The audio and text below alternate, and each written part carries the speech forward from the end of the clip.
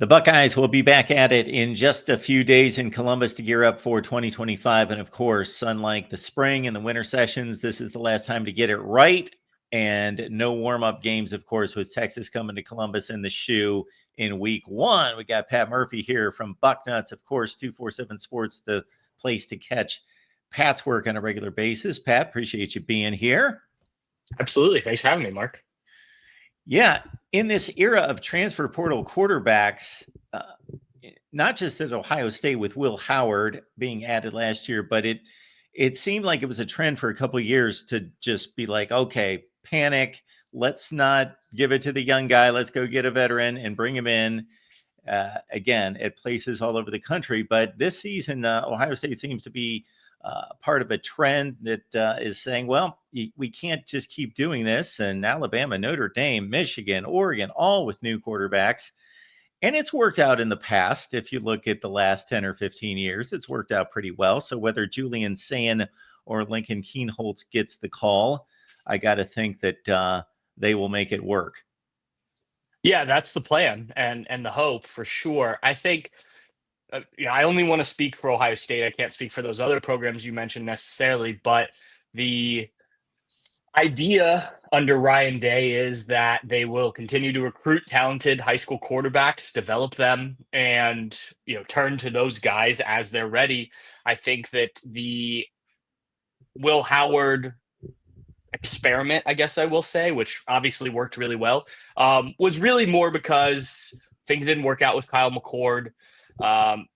Devin Brown was still inexperienced. It was kind of a combination of factors that led to them going back to the port or going into the portal for quarterback. But this is the ideal situation. You've got two, arguably three, but really two, if we're just talking about this year, really talented quarterbacks that you think, despite inexperience, if we're being honest, can step in and get the job done. Julian Sayin, who obviously comes from Alabama, having only really ever practiced there a few times because he enrolled in December of 2023 and then transfers in January 2024 after Nick Saban retires. Last year, we heard a lot of buzz about Julian Sayin at this time. There were people inside that building over at the Woody Hayes Athletic Center that felt like maybe this kid, despite being a true freshman, just because of his talent, is the guy that we should turn to with all these guys coming back to win that national championship. Obviously, the Buckeyes go with Will Howard, but I think that shows you how highly the Buckeyes rate Julian Sayin. The fact that this is still a competition at all, is credit to Lincoln Kienholz. I keep getting the sense from people that across the fan base, unless you really pay attention to recruiting, there's this idea that he was kind of a throw-in guy. He was a late addition to his class. He was committed to Washington.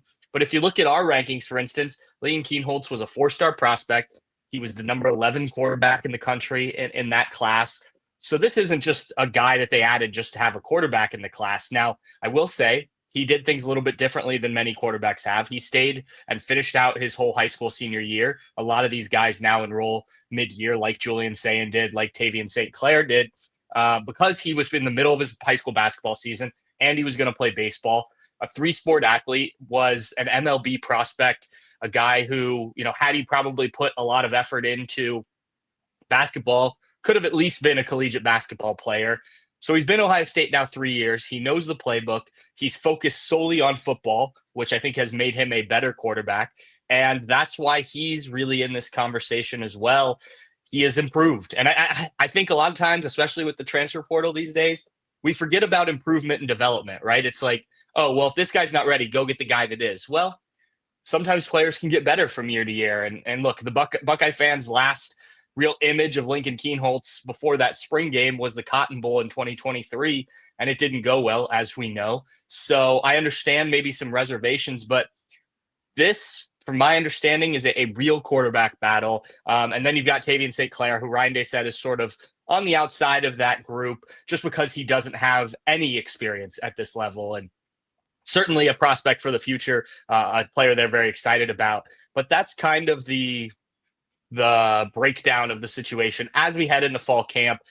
Lincoln Keenholz, I think at points during spring practice, people were like, maybe he is going to be the guy. Julian saying finish strong. I think the big thing for Julian is going to be consistency.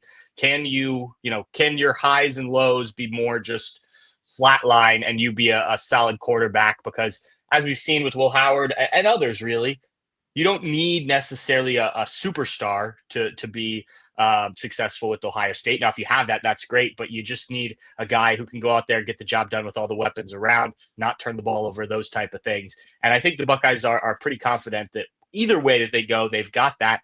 It's just a matter of deciding which one earns the right to be the starting quarterback for this team.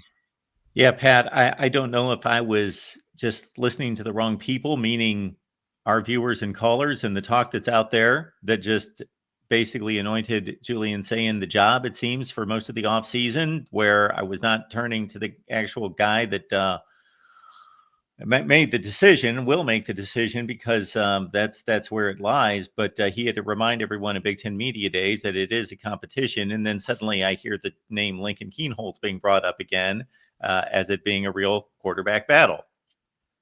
Yeah, and you are not alone in that. I think you talk to most Buckeye fans, that's their expectation. Look, and frankly, if I were betting on one guy over the other, I would probably say I would put my money on Julian Sayin. I still just think the overall talent is probably in his advantage, even if he doesn't have quite the same experience.